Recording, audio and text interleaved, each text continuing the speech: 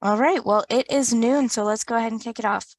Hello, everyone, and welcome to today's webinar, 8 Effective Ways to Increase Buyer Business in 2023 with KW Maps coach Jen Davis. Please note this meeting is being recorded and will be available within 24 hours on the Maps Fast Track YouTube channel. You may access the YouTube channel from your Zoom confirmation email, and we will share the link in the chat momentarily. Currently, everyone is on mute. We do value group participation, so we ask that if you have questions, please type them into the chat box. Your questions will be addressed by your coach throughout your webinar.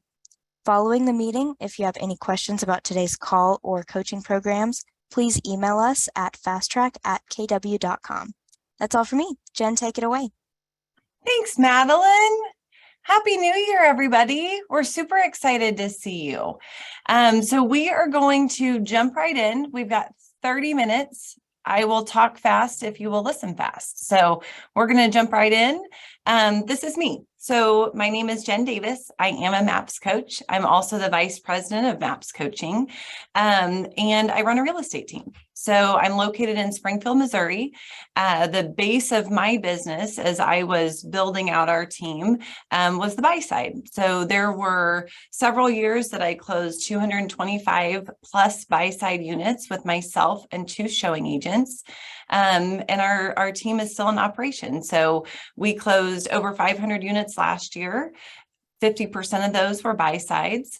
And so I'm still in this every day. So I am excited to talk to everybody about this. I'm excited to get to know some of you, and I will try and catch some questions at the end. So anyway, let's get going. So when I look at, here's the way to contact us. So if you have any content questions, so questions that would specifically be for me, that's my email address. If you have any administrative questions, please email fasttrack@kw.com. This is being recorded and will be sent out to all that registered. Okay, so when I look at the buy side of a business, many of you have heard the term buyers are liars. And you've heard that potentially it's challenging to work with buyers. It can be challenging to work with buyers if you're living in a reactionary mode. And so what I want to talk to you today about is being a proactive agent, running your business like a business instead of like just a traditional agent. So we want to be in action mode. We want to take control of our calendars. We want to take control of our schedule. And quite honestly, we want to take control of the relationship with the buyer.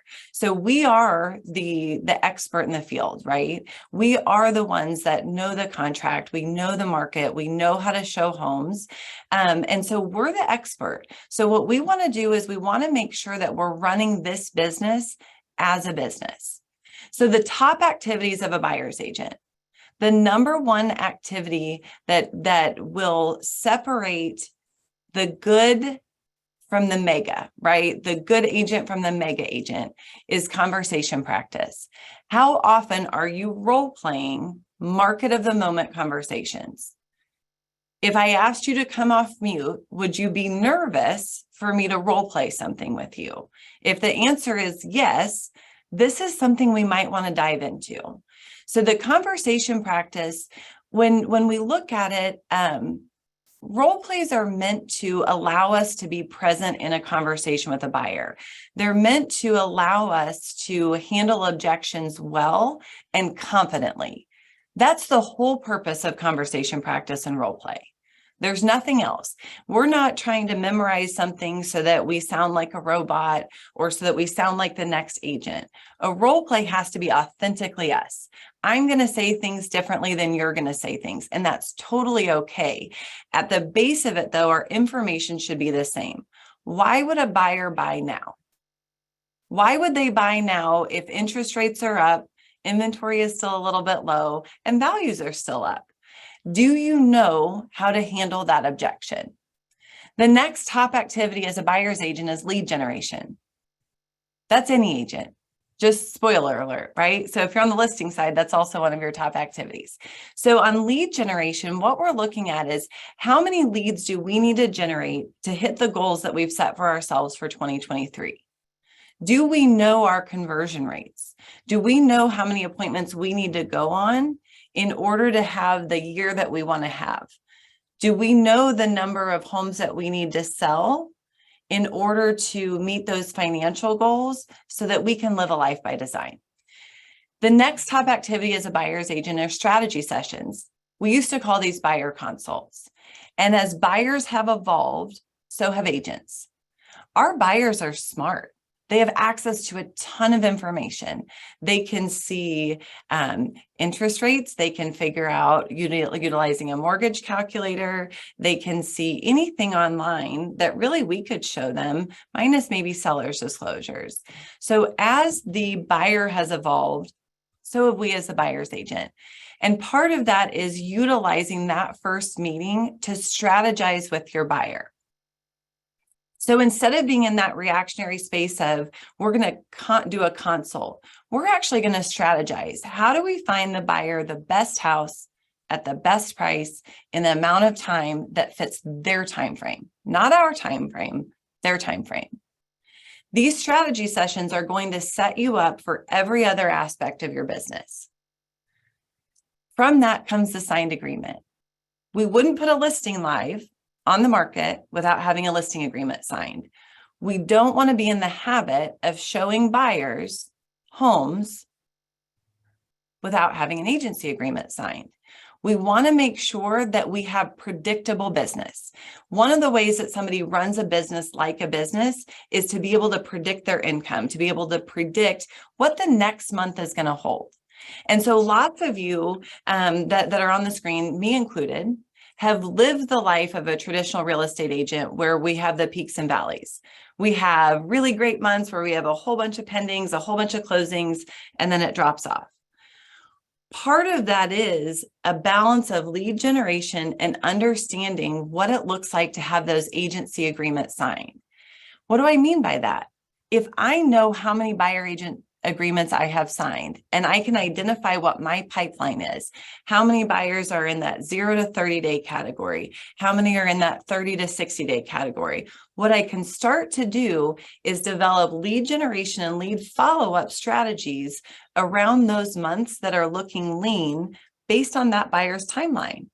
If I know that I have 24 buyer agency agreements signed, and only 4 of those are going to transact in the first 6 months of this year, I know I've got to get on the stick with lead generation. I know that I'm going to be behind. Yet if I had that number and I have 24 and they're pretty evenly spaced out, what I can start to do is I can predict income. I can predict what period of time I'm going to become profitable. I can predict when I may need to make a hire. I may even be able to predict if I'm going to need an additional system. That's why those agency agreements are signed. That's going to show you the income that you have the potential of bringing in.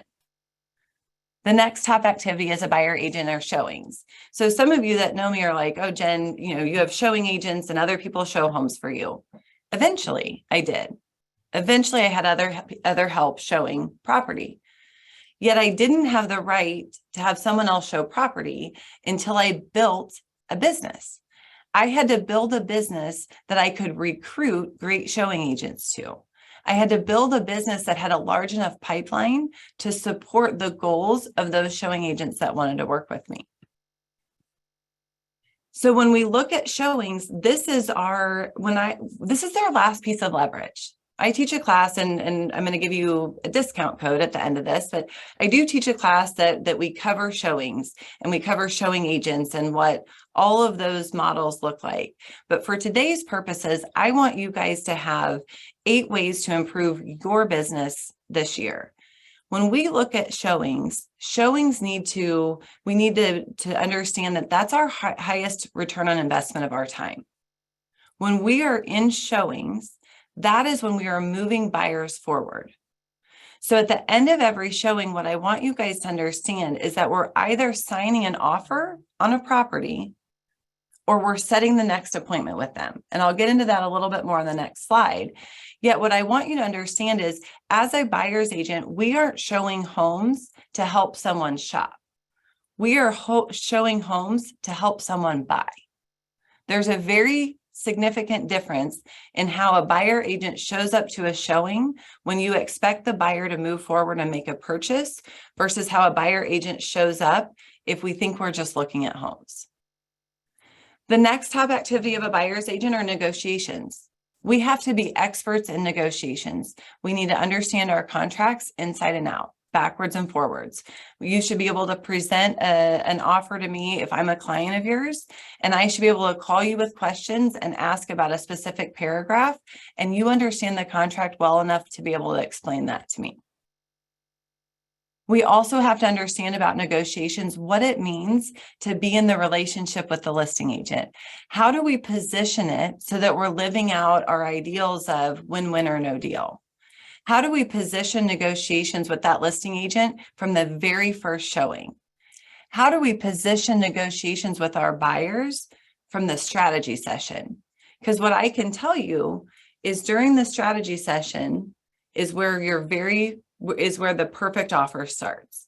If you set the right expectations around negotiations in your strategy session, you are going to have more offers accepted than ever before. We don't want to just write offers. We want offers to be accepted. Another top activity of a mega buyer agent is tracking your numbers. So sometimes when I talk about numbers in coaching, clients' eyes start to glaze over and they're like, Jen, I don't like math, or I don't like numbers, or I don't like these things. Tracking numbers gives you the freedom to understand where you're at in your business and to be able to make great decisions. Great decisions that we can stack one after another are going to lead to a lifetime of success. The way that we make successful decisions in business is by knowing our numbers. So what do I mean by numbers? When I look at numbers, I want to know how many dials do I need to make to set an appointment? How many appointments do I need to set for someone to actually meet with me? When I meet with someone, how often does that person sign an agreement with me? And then I also want to know, when they sign with me, how fast do they buy? How can I make a predictable business, right? How can I make it so that I always know how many buyers I need to have in my pipeline report? The only way I'm going to know that is by tracking my numbers. It's overwhelming. I get it. When I'm saying this, you're like, that's a lot of numbers to track. Start with one. Start with one number that you track. If it were me and I were brand new starting out, I would want to know, how many calls do I need to make to set an appointment? How many people do I need to meet, right? Maybe I don't like to make calls. Maybe I like to go to open houses. And if I'm hosting an open house, how many people do I need through the door for me to set an appointment? Start with that. And then we can add on other numbers after that as we gain traction. One of the number one things I will tell you that I love to track is how many houses do I show a buyer? How many houses am I willing to show a buyer before I do a pattern interrupt to take control back, to set the correct expectations to move a buyer forward?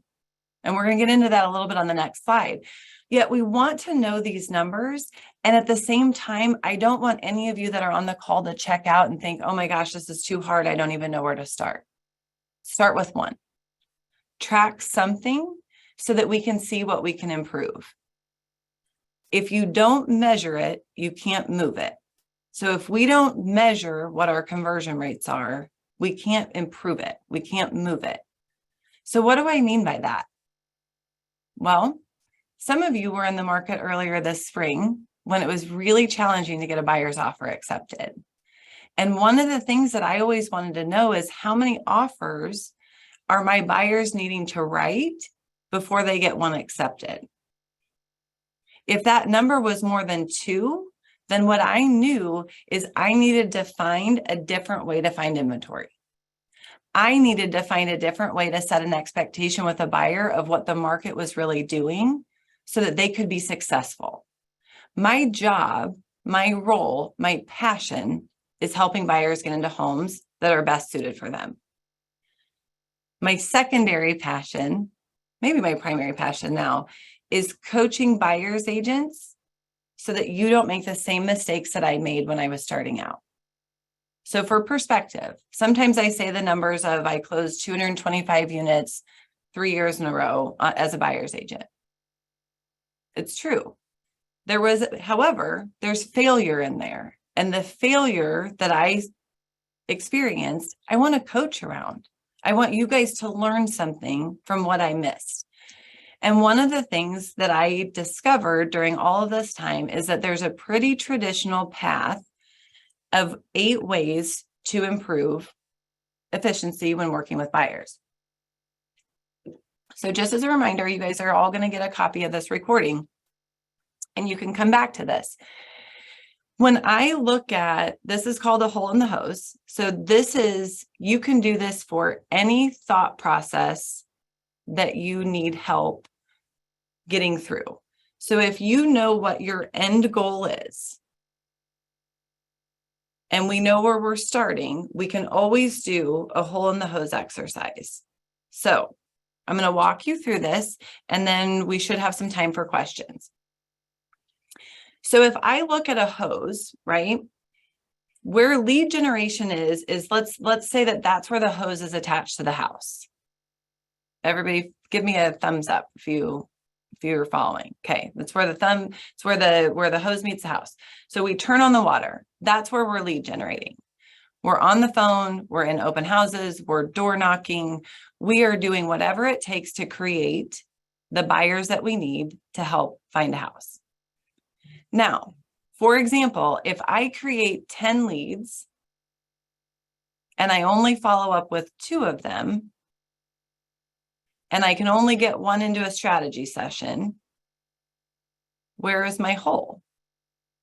Well, my hole is in the follow-up. So when you look at these words that are on the screen, you've got lead generation, lead follow-up, strategy session, agency agreement signed, showings, negotiations, closings, referrals. Each one of those words with the line out of it represents what could be a hole in your business. Some of you are going to have more than one. Some of you are like, I don't even have a hose. This is my first day in real estate and I don't even know what you're talking about. We'll get there. When we're generating leads, we've got to have the time to follow up with them. So if I generate 10 leads, I want to follow up with all 10 people. This is where the tracking number starts. If I generate 10 leads and I follow up with all 10, here's when I start to see where my skill is. If I'm following up with people, how many of those 10 can I get into a strategy session?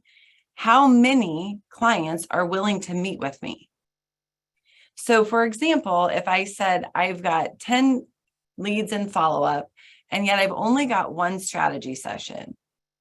At this point, I have a 10% conversion to strategy session. I've got to work on my skill level on the lead follow-up to get more people in the lead into the strategy session. Now, if I go in and I say, gosh, I've got 10 leads, I followed up with all 10, I've got 8 people that are going to meet. That's 80%, right? I'm doing a great job. There's no hole yet, right? We're following along. We're pushing the water through. If you're thinking of the analogy of a hose, we're pushing the water through and the water staying in the hose. That means we're doing a great job. Now I get 8 people into my strategy session and I'm meeting with them, and none of them will sign an agency agreement with me. They don't want to move forward. What I have to determine is, do they not want to move forward because I'm not providing value or because I'm afraid to ask? Are they not signing with me because they don't see me as the expert in the field? Or are they not moving forward with me because I just decided not to ask? Those are the questions that we've got to determine. And when we are identifying what our hole in the hose is, this is where then we lean in for coaching and training. So then if we say, okay, we're nailing this, 10 leads, 10 in follow-up, 8 showed up for a strategy session, 7 signed, right? That's awesome. That's a good conversion. So we've got 7 buyers that we're working with, and we go to show houses. and buyers are sending us text messages and they're like, oh my gosh, did you see this house on Zillow? Did you see this house on Realtor? Did you see this house on Facebook? And they're sending us houses that don't meet their criteria. Or they are sending us 15 houses that they would like to take a look at. Or they're sending us all of whatever it is that they're sending us that doesn't match the conversation we had in the strategy session. What I can tell you is your lead generation is great. Your lead follow-up is great. However, our strategy session, we're not setting the right expectations with. We're not establishing that, number one, we're going to find the houses for our buyers. Number two, what to expect from showings, how many homes they should expect to see before writing an offer. And then we're not showing them, we get into these showings where that's the term, buyers are liars. I thought this buyer wanted this thing, and now they're sending me these 3 houses that don't match any of the things that they said. My suggestion to you would be, as an agent, we need to go back to those questions we asked in the strategy session to determine maybe what we missed that would have helped them identify the best house for them in order to take a look at just those. So if I look at this and I say, okay, we've got lead generation, we've got lead follow-up, strategy session, buyer agency agreement signed, we're in showings. Let's say we're averaging showing 2 to 3 properties per buyer. And you have that one buyer right now where you're like, Jen, I missed it with this one. I didn't set the right expectations, or I didn't do the strategy session. I was a Pop-Tart, right? They called in, I popped out to show the house, and now I've shown them 10 houses and I don't know what to do. You can stop the showings now and regroup with them. It's a regroup conversation, and it's, Mr. and Mrs. Buyer, this is Jen. I'm so sorry. I think that I missed something in our strategy session. I know that we talked about X, Y, and Z, and yet those are the houses that I've been showing you, and nothing has really worked yet. What I'd like to know is, do you have a few minutes where we could go back through your search criteria and your timeline to determine how I can best serve you? I want to make sure that when we're out looking at properties, that I'm showing you homes that excite you and that you can see you and your family in. It's a very easy call. Normally in a strategy session, we're going to say, Miss Buyer, most of my clients only look at 2 homes before they make an offer. I'm not only going to show you 2 homes if we don't find one in the first 2. However, usually I'm going to ask enough questions in this strategy session to determine what fits the best for you, so that when we actually go and look at properties, you're ready to make an offer. So what happens is I'm setting the expectation of, I'm going to show 4 houses, I'm going to show 2 houses.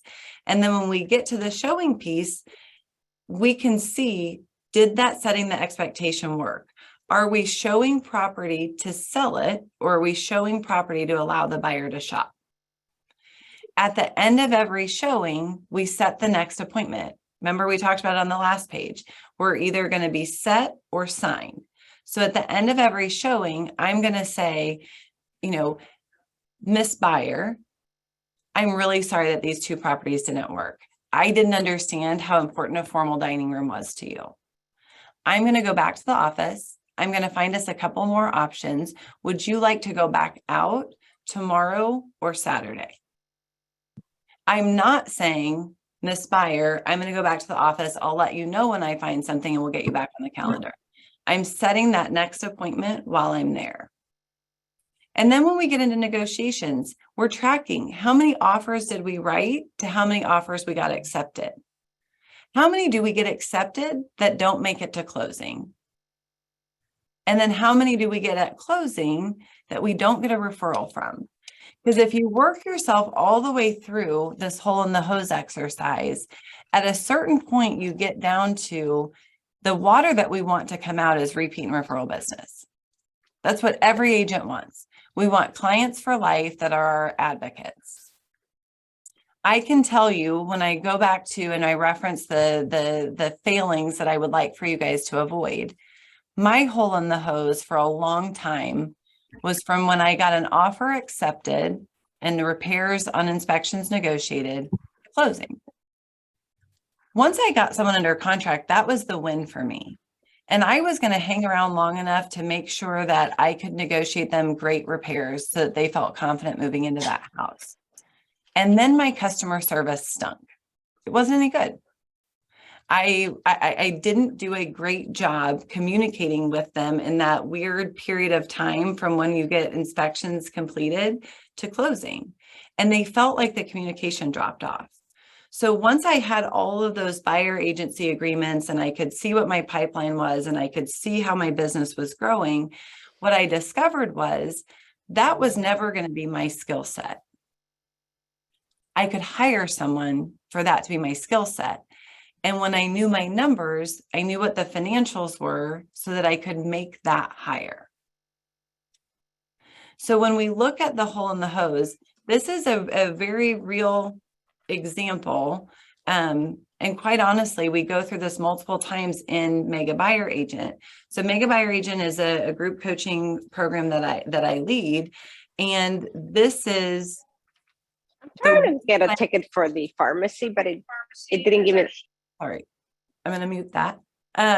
So when we are making the transition between an average agent and a mega agent, the difference is in running your business like a business.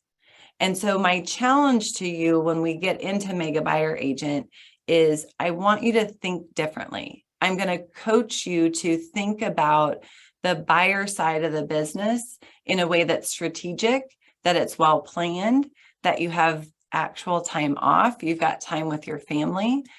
There was a year that I closed 110 buy-side units. It was pre-DocuSign, pre-dot loop. So I signed everything in person. I only showed houses 2 nights a week and 1 day of a weekend. And I was able to close 110 units. When we look at these 8 ways to build in efficiencies of working with buyers, that's the premise for the course that I coach. And we're going to go through all of the good things, all of the bad things, the things I did well, the things I didn't do well. And we're going to go into trackers and how you build out what your system is to track your numbers.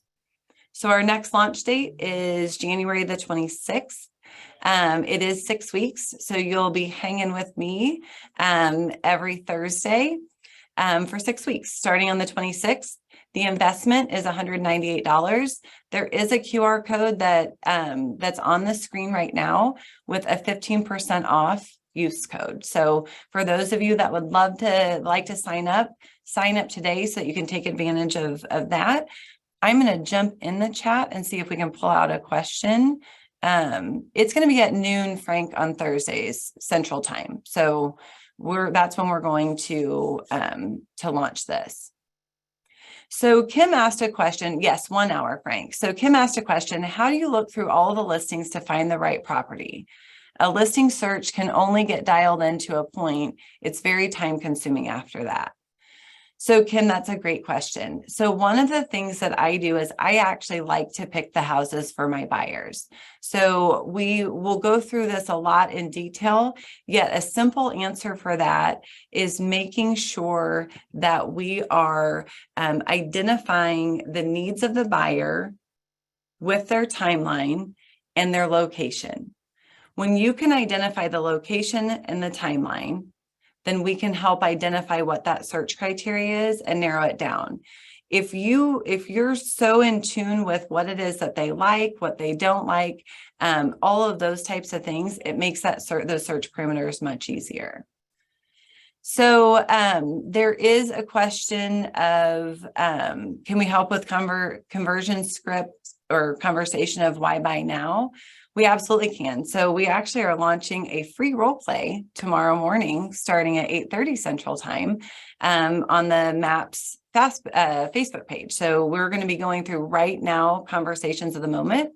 One of the things that I want you guys all to understand is that the buy side can be just as efficient as a listing side. One of the things that my business partner did when I joined was determining that I could be an empire builder within the team as a buyer's agent. That's what we're going to spend the next 6 weeks doing, is getting you into the mentality of, I can handle right now conversations. I can move buyers forward. I can move them forward efficiently without spending a lot of time on them. And I can grow a repeat and referral business. We're not in this for 1 year. We're in this for a career. And so I hope you guys will all join me. I know there are a ton of questions left in the chat. We had a big group turnout today. So Carlos and I will work through getting some of those answered and responding back to you. So again, hope you guys sign up. Hope we see you soon. Live role play tomorrow morning at 8:30. Have a great day.